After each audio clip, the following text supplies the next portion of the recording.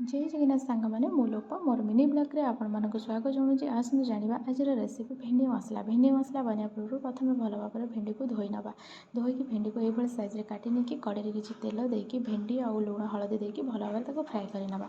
किसी समय फ्राए होगा कड़े बाहर कर कड़े किसी तेल आड करवा जो जीरा और पियाज को भल भाव फ्राए करवा। मसला गोटे मुझे रेडी कर जो आपंकर सोरिष जीरा रसुण लंका को मुझे बाटिकी रखी तादेह आड करी। आड कर सारापर तादेह किसी हलदी गुंड किसी लंका गुंड देकी टिके कषिबी कषि गलापर तादेह दुईटी कंचा लंका मुझे आड करी भल फ्लेवर पाई। आउे मुझे पा देकी कषिबी तादेह टमाटो प्यूरी आड करी। टमाटो प्यूरी आड करके कषि गलापर तादेह किसी लुण देवी जो मसला भल भाव में पानी की छाड़ीदेव। छाड़ीगला भजा होता भेंडी को मुझे आड कर देसी। भजा भेंडी को आड कलापर टे समय कषिबे तादेह गोटे आंबुल देके आउ टे कषिबे कषि गला तादेह टे पानी देकी छाड़ीदेवे। तापर आपंकर हो गला मसला भेंडी रेडी रोचे। नमस्कार, जय जगन्नाथ।